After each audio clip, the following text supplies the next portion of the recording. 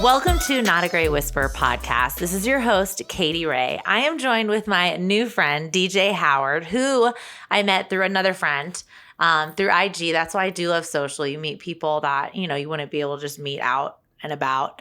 And I'm so glad to have you on the show. Thank you for joining. Yes, thank you for having me. It's been a long time coming. We've been trying to put this together forever, but it's really cool. I think it's great timing too. I'm a huge advocate for just cannabis, helping in all different sorts of way, and you are just pushing forward and just with all your initiatives and everything you're doing. But let's go into maybe your favorite thing that's happening right now with everything you're doing, because we'll get into everything, but what's one of the things that keeps you going every day? Oh, one of the things that keeps me going every day is hearing the stories from people, hearing actually how cannabis has affected their life, how it's affected somebody that they love, somebody close to them, and how their viewpoints have just totally changed because of these experiences.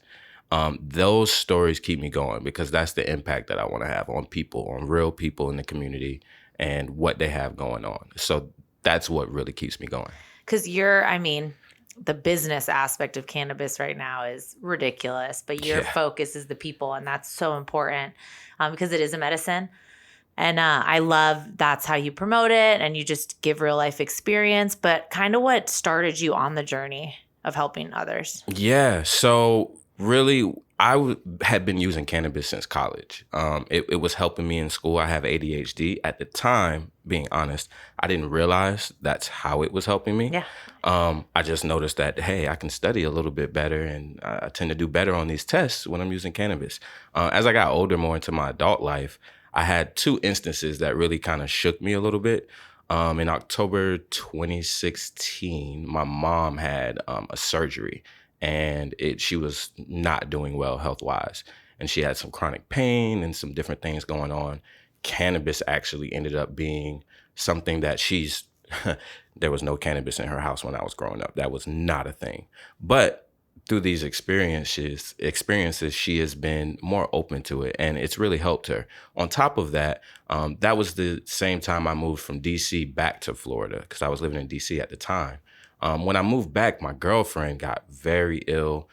She later in 2017 was diagnosed with stage 4 endometriosis, which I had no idea what that was at the time. Uh-huh. I clearly have learned quite a bit since then. Of course, you did the research and for sure. But one of the things that helped her was using CBD, using cannabis. It helped her with the pain. It helped her with the anxiety. It helped me with my anxiety at the time because it was definitely a lot going on. So those two experiences in such a short and close amount of time caused me to really relook at how I thought about cannabis. At the time, I wanted to do cannabis events because I was in DC. The scene up there is totally different. Yeah, it was love. And I was like, and every time I would come back and visit Florida, I'd be like, dang. I really would like that to happen. So that was my thing. I was like, I'm going to move to Florida. We're going to do these cannabis events. Then when I got here, all those things happened. And it was like, all right, let me look at this in a different light. It's causing me to more so look at it from a patient perspective. And that kind of changed the game for me. That's so awesome. So by elevating kind of your push on it, what was your obstacles when you got to Florida? Oh, we don't have all day, but for me, it's that imaginary line that separates the states. Yeah. Because 2016, I was arrested for growing in college, and I'm a felon because of it. So, for me, if I moved to Denver after my probation was over, I probably could get a job real quick. But I'm in Florida, and everyone's like, "Sorry, your record is stopping you from this." So that had to be huge from DC to here. I would love to know, when you started really pushing, what were the hard days for you? It's still hard right now. Yeah, but for sure. Well, it's interesting that you mentioned, the record and being arrested. I actually got pulled over in Virginia on 9/11, actually, 2016, and got charged with possession for basically a roach in smoker terms, like a small piece of joint. Very small. Yeah, a very Looks small like a joint little, for yeah. people who do not smoke and know what that is lingo-wise. It's a very small amount of marijuana.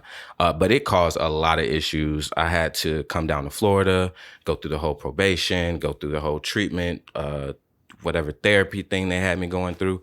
Still on my record. Thankfully, it was in Virginia. Virginia now has the automatic expungement, so it's still on there, so I'm waiting for somebody to press the automatic button somewhere. Like, where's that going? Yeah, like what's going on with that? But in Florida, it is so tough. Like it would honestly maybe be easier for me to go through the list of non-challenges.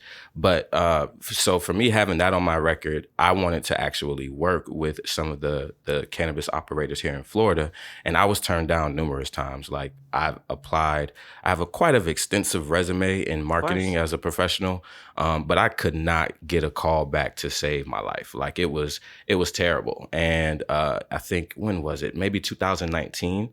I had decided to walk away from my corporate America job. I was already kind of not feeling it anyway. I felt like my purpose was elsewhere. I just didn't know how to make it happen. So I had, a blessing. Some people might call it a downtime, but a blessing in I was laid off at the time in 2019, and it was perfect for me because I was like, oh, I kind of wanted to quit this job anyway. I was looking for an exit strategy. I would rather this get this is great. This is actually a great turn of events. But it after that, there were some very, very tough days.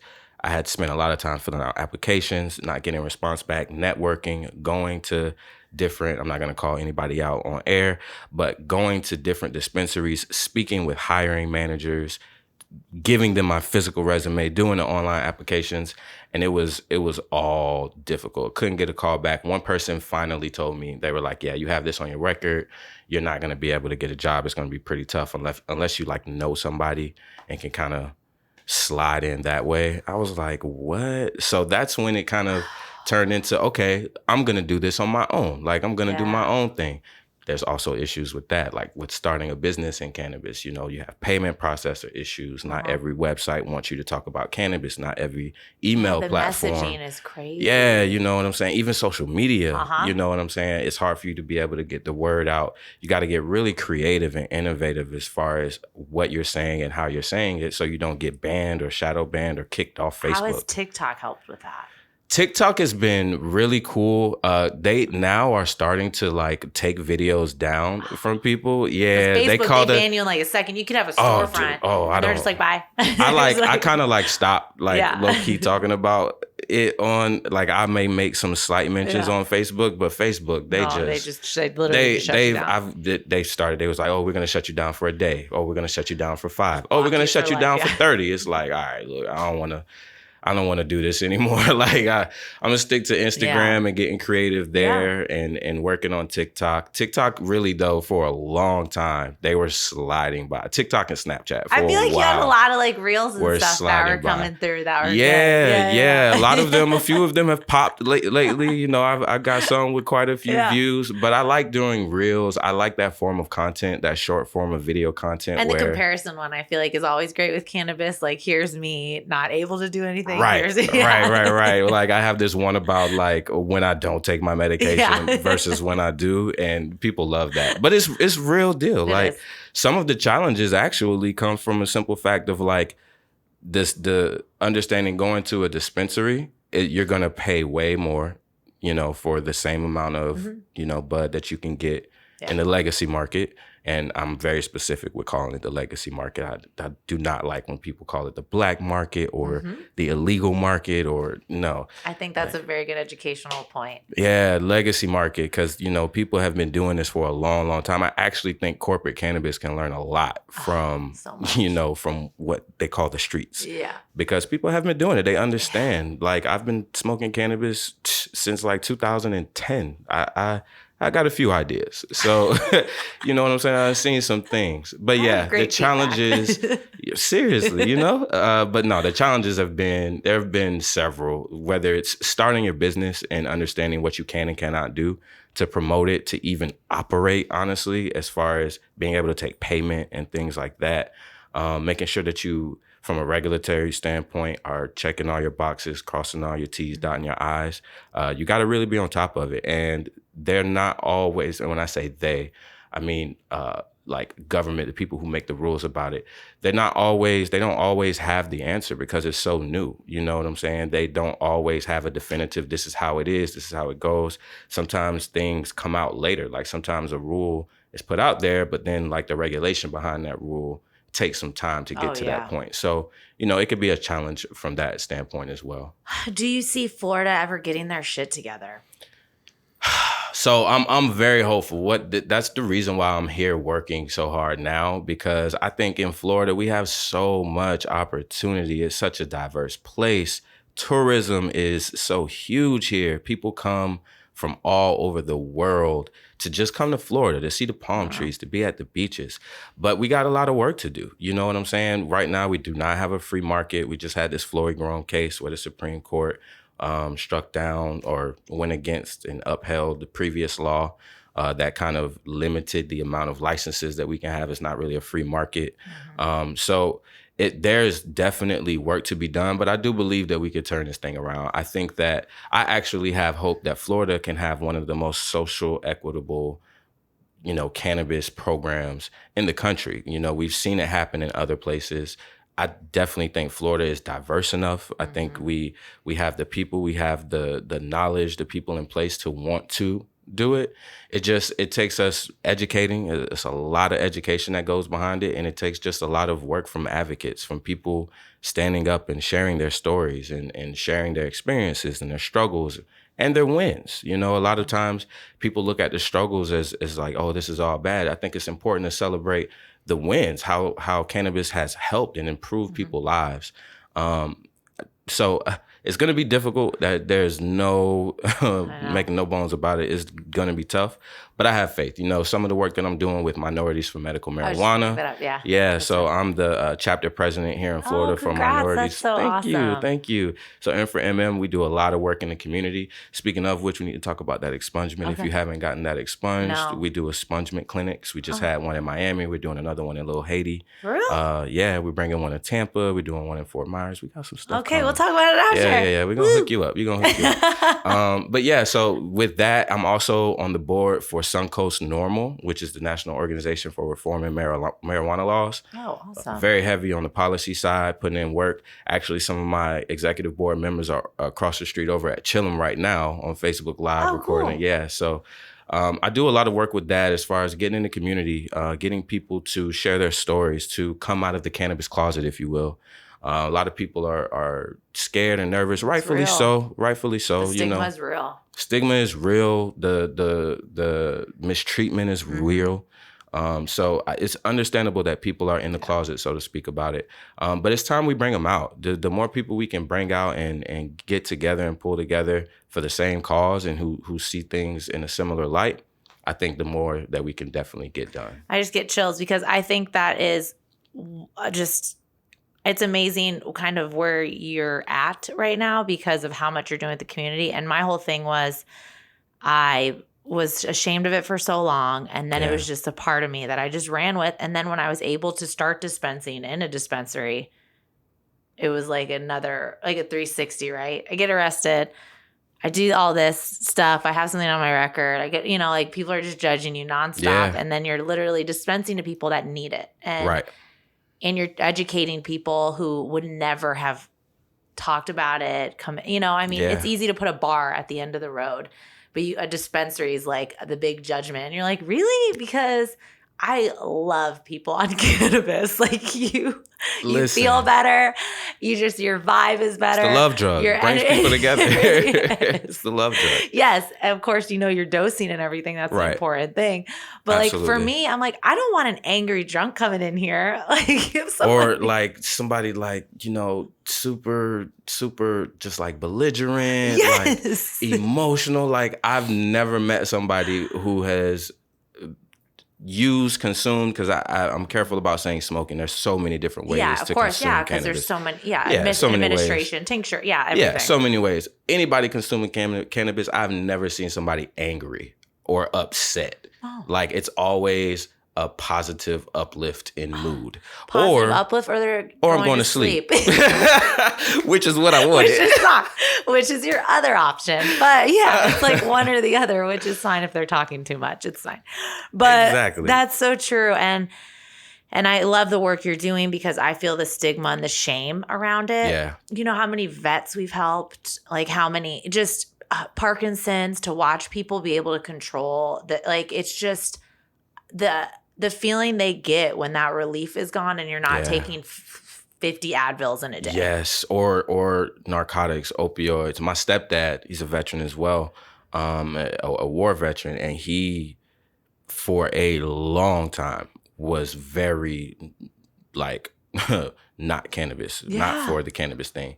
And over time, one day he was like over popping all the pills and he was in a lot of pain and having wasn't helping like, anymore. It wasn't helping at all. He was having like a PTSD episode. And I was like, hey, step outside to the backyard with me for a second real quick. Just, I think I might have something for you. And ever since he still has to take his medication as prescribed because of the VA and all that good stuff.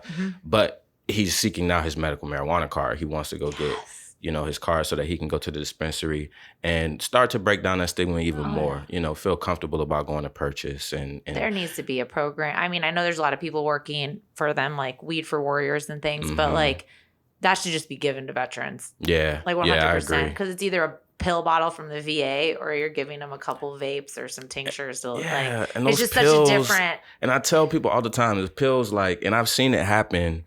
I've heard it and I've seen it happen firsthand. The more consistently you take those pills, the more of them you have to take to get the desired effect over time. And to me, it's like it kind of like dilutes your system. Whereas cannabis, the more of it you take, the better it reacts to your system. You know what I'm saying? It just starts working better. Exactly. How it should. How exactly how it should. And for him to just watch him fumbling through pill bottles, trying to remember which is which, it's like, dude, roll up. Just, I know. It's so much easier. So yeah, from that standpoint, there's a lot we're trying to do with veterans, with, people of color, because there's a huge stigma around that. Just generally, even with like moms, I was on an event this past week where there was this huge event where moms were coming together, moms for marijuana, and they were coming together, and just the stories, it was so heartwarming. It was kind of hurtful to hear some of the things that they've went through, but then to hear how they've been able to overcome, it was so heartwarming. It was so heartwarming to see people come together in that way and support each other. Yeah. Exactly. And so that's what we're really trying to build. That's, like I said, that's what really keeps me going. Like bringing those people together, the community to support, because it's hard. Everybody has something going on, whether it's a health element or anxiety or ADHD or whatever, even if you just want to smoke socially, because I'm not a big drinker. Like, I do not like the feeling of being drunk. Like, and I absolutely loathe vomiting. Like that is, I do not like that. Okay, so I'm not that guy. I'm not the biggest drinker in the world. I never have been, honestly. But if you want to smoke socially, totally fine. However you want to consume, whatever you want to do, I'm totally for it. As long as you're doing it consciously, you know what I'm saying? As long as you're paying attention to, like you said, your dosing. I think that's so important. Even people who've had negative experiences, I find out a lot of times it's either poor quality product or not understanding dosing. And when that happens, I try to tell people, look, try it again, but take a different approach. Go low and slow is the way to go. Yep. Like, take your time with it. Do it in small amounts so that you can see the effects and how the onset is. And then you can increase from there. You never started drinking by saying, I'm going to down the whole bottle, because that's crazy. What you're going to have a hell of a morning a day after. No. But that is true. Like, people with the negative experience right off the bat, it's like, it's negative, but it's more like a paranoid. Your body's just getting more anxious. So it's like, just lower your dose. Lower your dose. Like, it's your reaction. It's not like you're puking or you're out for like a whole day. Well, it's happened 2 different occasions with my mom and my girlfriend's mom. Amber's mom. Amber's my girlfriend. So if I say Amber, that's Bae. So in both situations, because she's not a smoker. She doesn't like smoking. It's just not her jam. She loves to bake. She loves to, edible, yeah. Yeah, so edibles, we've always kind of self-medicated using edibles. Yeah, exactly. Now, granted, sometimes we'll have like a bag of popcorn laying out, and maybe our moms get into that bag and we tell them, hey, this is infused with cannabis. And they're like, oh, but it's just so yummy. And they knock back so many. And then it's 3:00 in the morning and my mom is calling me because she's like, my heart's beating so fast. So I'm going to the emergency room. And I'm like, no, you just need to like drink some water, take some deep breaths. Black pepper, do something. Get some black pepper in your system. I've come to find out, take a little CBD when you're a little bit too high, take a little CBD. It helps calm you down. And so that's something that I've actually like a tincture. A tincture or a flower. You know, sometimes I maybe had an edible too close to bedtime, so I wake up the next morning kind of you got to be careful. If it's past like 9:30, I might not do the edible. But when I wake up the next morning, you know, little CBD, whether it's tincture, water soluble, which is something that I've gotten into a lot lately. I've heard about that. Yes. So that's something that, you know, I have my Saved by the Treats brand as well. Yep. We're going to talk about that too. Yeah. So the water solubles is something that we're getting into just because the health benefits. It's not like a sweet treat. And you can use it so many different ways. So I can like put it in my coffee, throw it in my water. Because the tincture in a coffee isn't. It's not the same. That's not it. Thank you. I've tried it. No, it's not it. Let's put it on your tongue and keep going. So I've shifted from the marijuana plant because when I was pregnant with my 1.5-year-old now, I didn't have my card. So I've changed to the hemp plant, which for me is, I can't do high THC anymore because I get paranoid. In fact, I think it's all just because of everything. I mean, in college, it was that's serious. People like talk to me now and they're like, for real? It's PTSD. Like, you've changed that much? Like, I was like, yeah. Like every time, because it's still in my head, like someone's gonna come through the door and like arrest me. Right. So which is sad, but it's correct. I know. And I was always lower THC anyways for when I had my card. But with the hemp plant, I've noticed like Delta 8 now gives me that little bit of extra that I like. Yeah, right? And it was like having to test it though. Right. Like, too much of a gummy is, I will not leave my home. We are okay. I will not leave my couch. Yeah, we are okay with the kids. We'll watch a movie right now. Like, so I've had to really find my dosing with it. But I always stick with I was on CBD isolate when I was breastfeeding, and then I shifted to just full spectrum.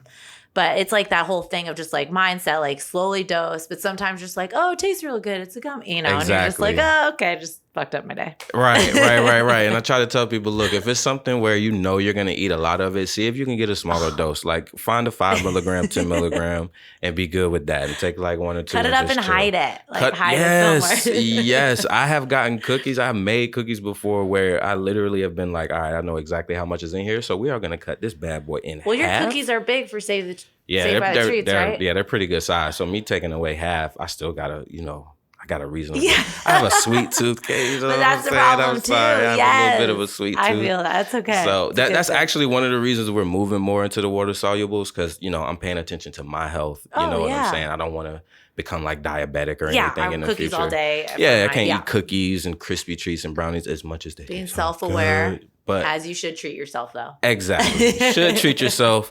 Just gotta, not all day. Be conscious. Yeah, be conscious about it. Can't wake up and have a brownie at 9 a.m.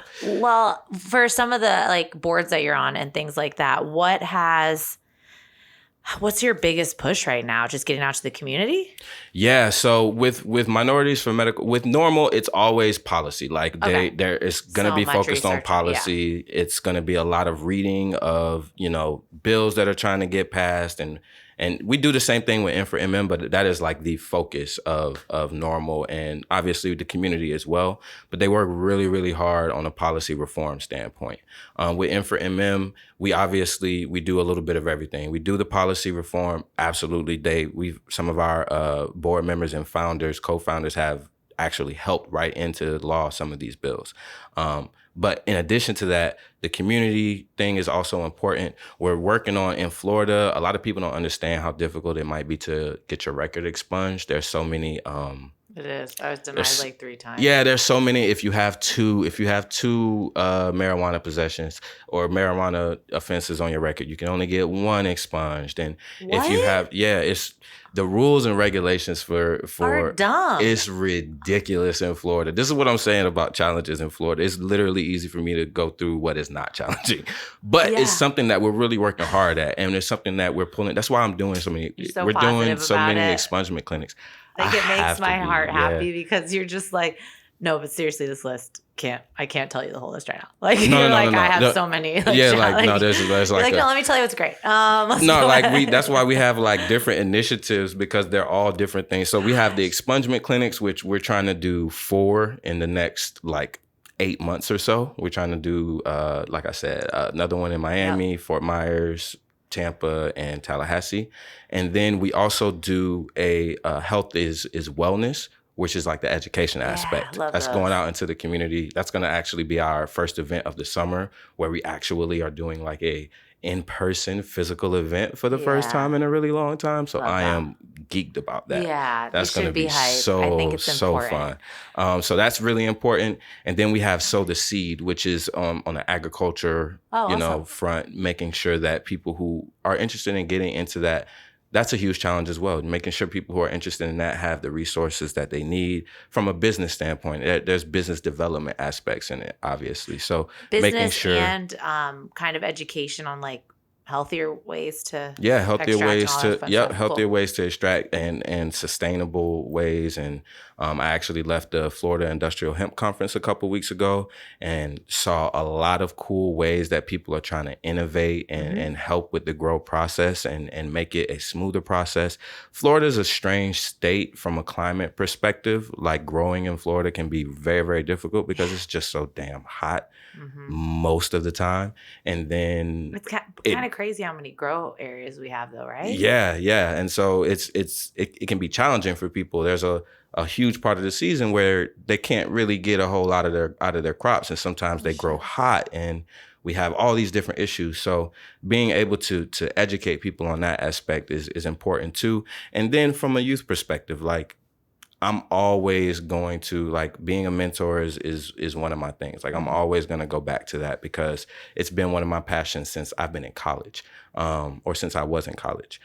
So what we're looking to do this year is actually get the kids involved. I spoke to some high school seniors, but we're going to work with high school seniors as well as college students to get them to come out to some of these, the grows, and to visit different companies so that they can see firsthand what it's like to be in the cannabis industry. So cool. A lot of them, they have interest, but they have no idea like where. Yeah. And I try to tell people, there's a lot of different nuances in the cannabis industry, but just like any other business entity, it's a business. It must operate. It has, you got to go through all the business and legalities of business and operating. And there's a lot of area for people to come in, whether it's plant touching or ancillary. There's a lot of ways and avenues for people to get into the industry, but we won't know unless we don't show them. And it starts with the youth. So starting them early and getting them to understand that, so that when they go off to college, or if they decide to go do a trade or go intern somewhere, they have more knowledge and they, have a better understanding of what they can get into. I wish I had that. I was just going to say empowered and I didn't have any of that. I wouldn't have done as many dumb things in college. I changed my major like 4 times. You're like, no, I'll go here. No, can someone mentor me, please? Right. I love that you do that because I do think if we empower kids, like next generation, it's just going to be unstoppable. Exactly. How can you give me some like reactions of people that just don't know about cannabis that have like empowered, like negative reactions about like what you do and how you push? Oh man. So a lot of people, the internet can be a very positive and a very negative like place the at the bullies same. Of the world. Yeah, everybody got real strong Twitter fingers out here. So I actually do some work with a company called Cannaclusive, which is a huge cannabis media company that is all about inclusion. That is like their focus. And I'm doing some work with them on something called the accountability list that we created, or that was created last year, shortly after George Floyd was murdered. We had like that Blackout Tuesday and everybody was posting black squares. So working on the accountability list is taking inventory of the companies that said that they were going to do X, Y, and Z, and following up to make sure they're actually doing what they said they was going to do. through my research and checking these companies, I'm going through and I see a lot of stuff on social media, and I see a lot of comments on posts where people are really trying to do good things, where people are talking about the war on drugs and how it affected people of color most, and you know, how we should look at that moving forward as far as legalization goes in the cannabis industry and people being incarcerated and things like that. And you'll see some nasty comments under there. You'll see, I was just doing some work with it yesterday, and I saw somebody say something about, it was a stat about how much more likely Black people are to be arrested for cannabis than white people. And somebody under the caption said, well, if everybody just got their medical card and weren't running around with illegal drugs, then maybe you wouldn't get arrested, you know? And then it just getting really negative in the comments. And it's like, it's actually not an illegal drug because you just purchased it. And so a lot of the negativity, what I've found out is based on two things. One, ignorance. People just do not know. And to an extent, you're like, all right, you don't get it. I'm not gonna like waste my energy. But to an extent, it's like, I need to try to educate you, but also sometimes that can be exhausting. Because it's like, sometimes it's ignorance, and sometimes it's ignorance and just malicious intent. Just like, hate. Oh. And it's like, those are the ones that there's no education that's gonna do it. Yeah, it's like, nah, just move on. Let them dissolve. Yeah, you know, let them fizzle out and do whatever. So it can be really, the internet is where I've seen the most backlash. For the most part, in the community, when I see people in person, which obviously we haven't got to do a lot of, or even like doing Zooms and Facebook Lives, it's usually pretty positive, but the internet is where I see like the absolute most. And it's truly just like malicious. Yeah, because you're putting something positive out of what you're doing, or like something, and then it's a stat. Like, you're mad at data. Like, I didn't come up with the data. Yeah, like it's literal. Data doesn't lie. Fact. Data doesn't lie. Men lie, women lie, numbers don't. That's what Jay-Z told me. So I'm trying to understand why you mad at me. And Jay-Z listens to this, so he'll love the shout out. See, Jay, send us a monogram, all right? You know. That is totally a radio voice. All right, you know. So that kind of brings me into when you were talking about your record stopping you from dispensing. Yeah, I had a couple hoops, but for me, I got out of the medical marijuana here in Florida because I felt very profits over people. Yeah. When the one-on-one that I got within the wellness center was, I can't measure it. But when you kept saying like you couldn't get a job, in my head, I'm like, because it's run by a bunch of rich white people. Exactly. And yes, I identify as white. I'm Middle Eastern, but I like I'm just speaking a fact. Right. No, like, this is very true. The fact that I was able to jump through these hoops with a felony. A misdemeanor. A possession. Exactly. You see the difference there. I'm glad you were able to see that. For me, like the whole time you were talking about it, I was like, mine was 2016. So it was about 2-3 years ago. I had a job in the dispensary. And yeah, I was 15 years after the fact. But for me, like, me and you are totally different because yours was this little piece of personal item, and mine was literally growing to distribute essentially to my friends who were cool. But like, it still didn't, but it's just, there's another fact, and the data doesn't lie. Like, I was dispensing legally in the government system. And there's like, I've been told that I could not work with a felony. We had a couple people they turned down with charges or backgrounds, and yeah, I was already in, but I was getting like promoted.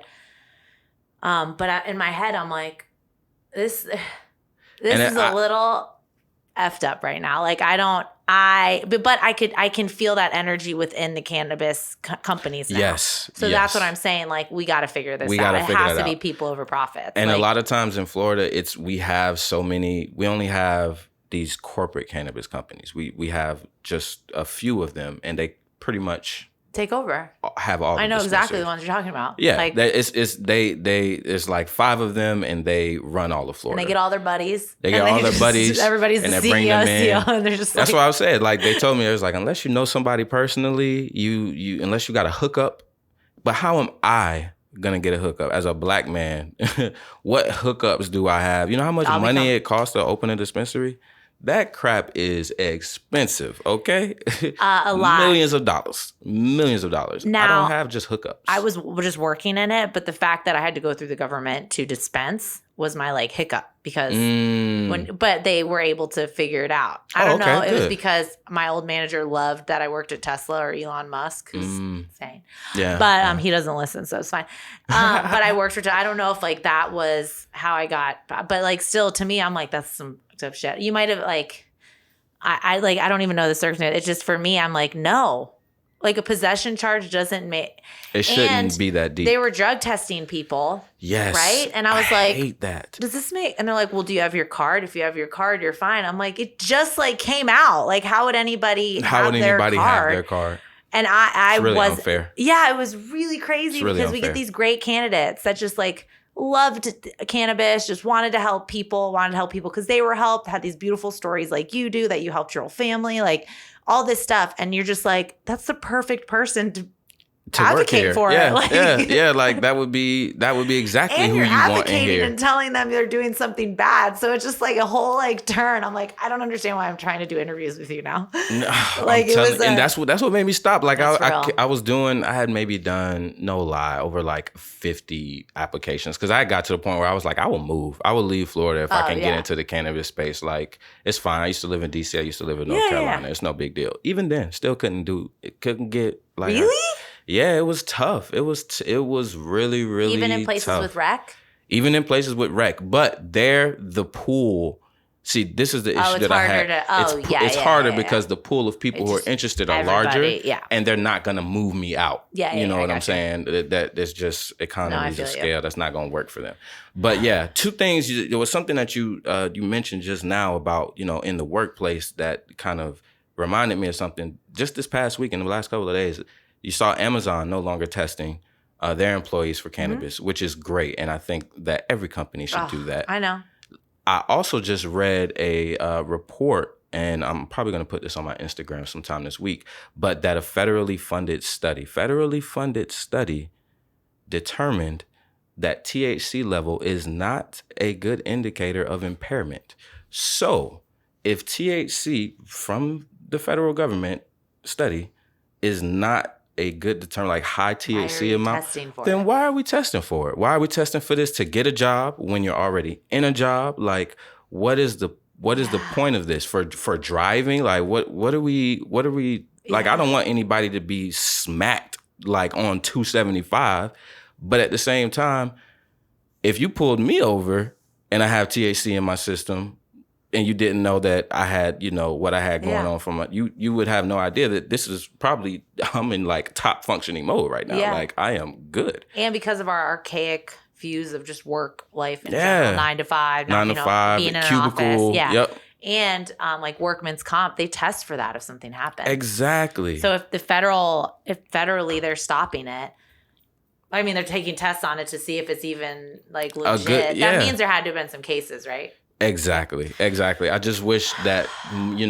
this kind of information gets more widespread quickly, and that honestly, we do more of this research so that I'm a firm believer, look, the science and data makes sense. Like you got to stop fighting it at some point. If we repeatedly see that this is what's going on, then we need to stop like assuming that no, all that stuff is all those reports.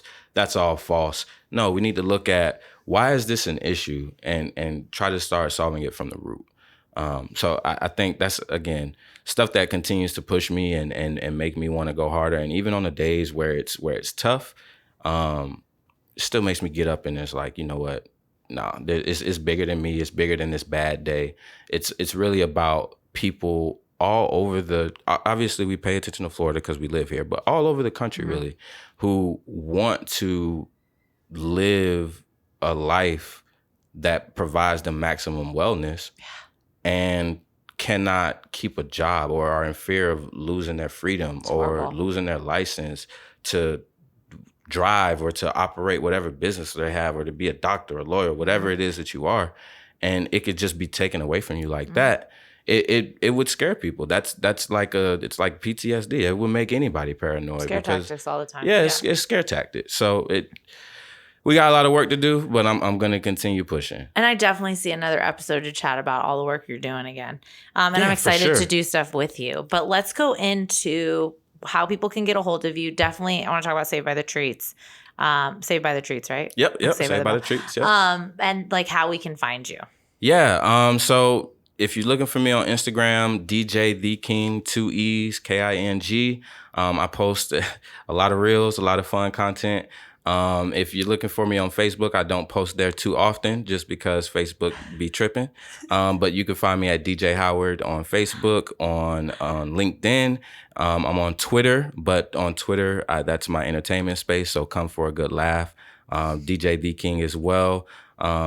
Otherwise, you can catch my email, Saved by the Treats, kind of like Saved by the Bell, but Saved by the Treats. It's on Instagram. You can check us out there and see what we're cooking, what we're up to. And that's you and your girlfriend. Yep. So that's me and Amber. That's our baby. Your bae. Yeah. That's Bae. That's Bae, and that's our little baby that we cook up. But it's been fun. That's where you can pretty much find me. Anything else, any meetings or somebody wants to talk to me about cannabis, check out the M4M page. Go to Minorities for Medical Marijuana on Facebook if you're heavy on Facebook.